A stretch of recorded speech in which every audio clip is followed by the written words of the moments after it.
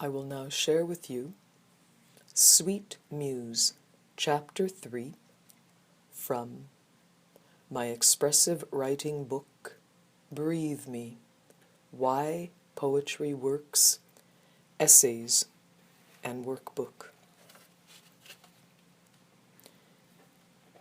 Sweet Muse, I commit to you, sweet Muse.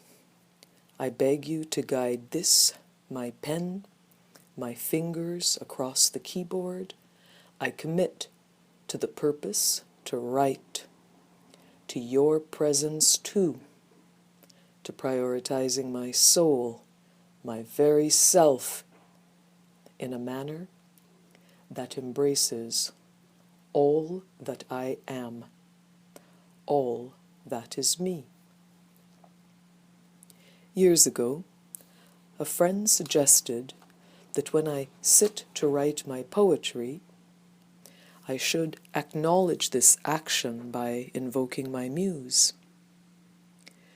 This seemed rather odd to me, somehow steeped in voodoo magic and naivete, yet I followed her suggestion. I decided to light a candle, a red candle being my favorite, and I decided to place the little silver raven, a brooch given to me by a dear friend. I placed my raven close to the flame, and I bid my muse to come and dance with me.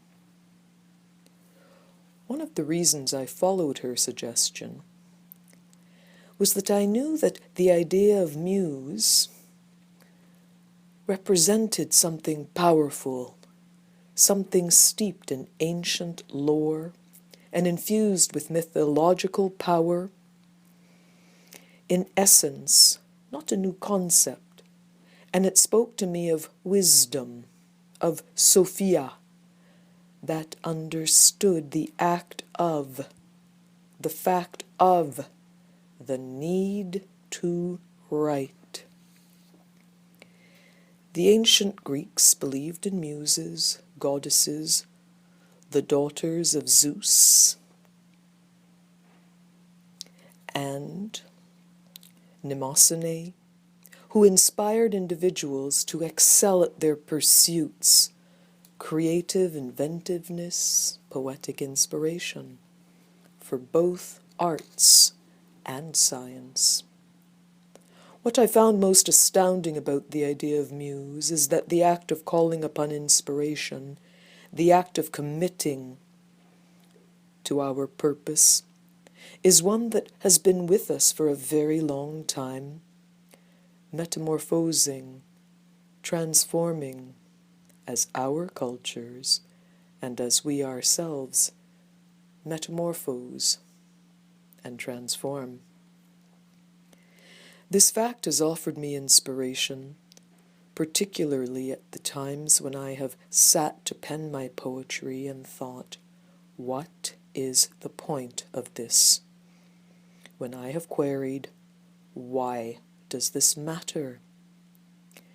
Yet, by the act of invoking inspiration, hearing in my very soul's wisdom the voice that says, write your poetry, dance with your words, I come to know unequivocally that I am doing my work, my way, that I am answering to what knows me.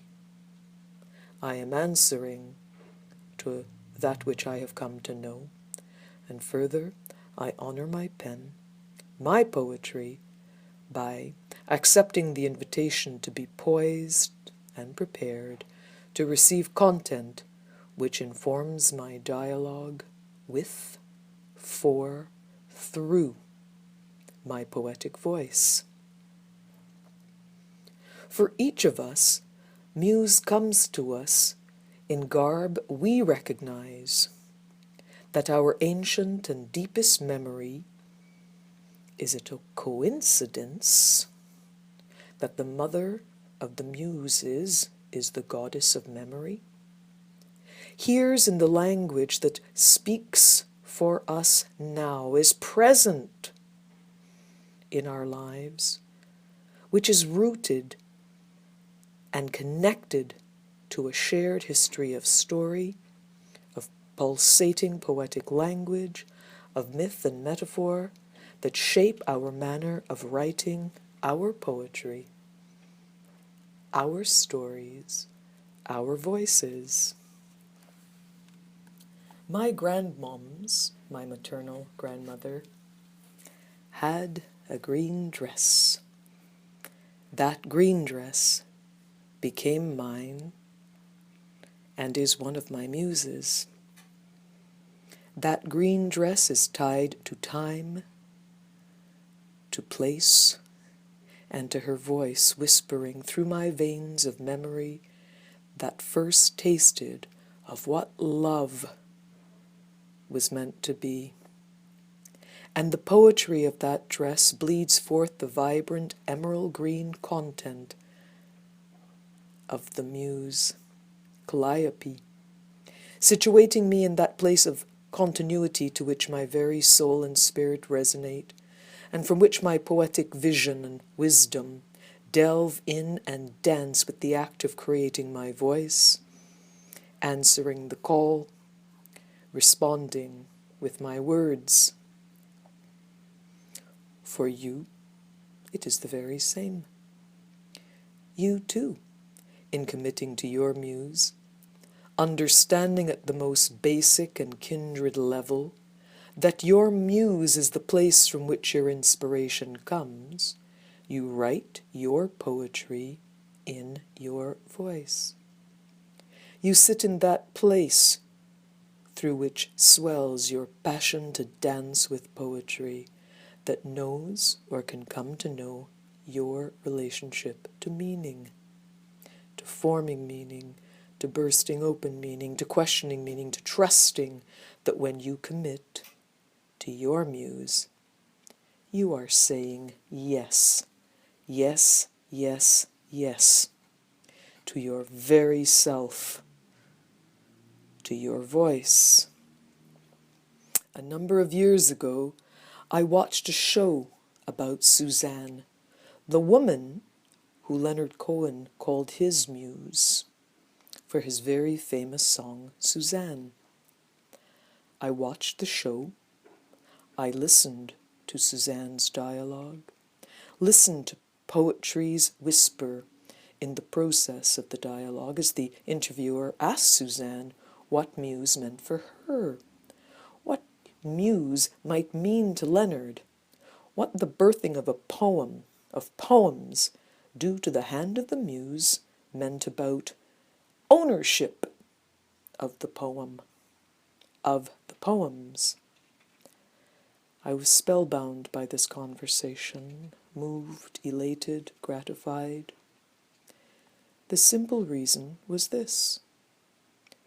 Suzanne, Leonard's muse, did not in fact speak of ownership of the poem,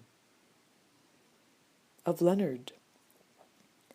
What she did speak to and from were places that understood that the poem that is written seeks life, that the poem knows life, that the poem must be birth, that the poem is. Compelling to me was the fact that the ancient notion, long-held notion that a woman had to be a man's muse, was not embraced or touted by Suzanne or the interviewer. And I felt an utter sense of joy, relief, release in listening to the dialogue that understood, speaking directly to the fact that the muse, the fact of muse, the notion of muse is not static, not stale, not stuck, not stymied by time, by place, by gender, by age, by relationship, but is rather a very alive and fluid fluid dance, moving with grace and giant clumsy steps and bounds within and outside of the definition that might try to contain it. After the show about Suzanne, Leonard's Muse,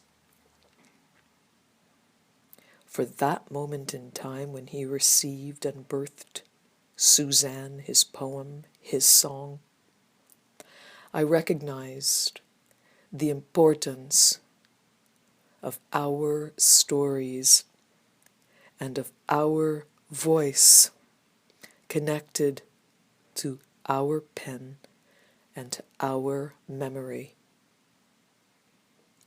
My grandmom's green dress lives in my heart of musings, of meaning-making, of love, and of possibility.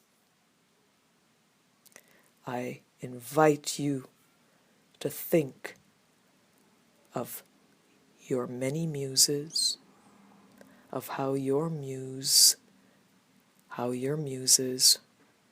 inform, invite, and transform your pen to the very, very page.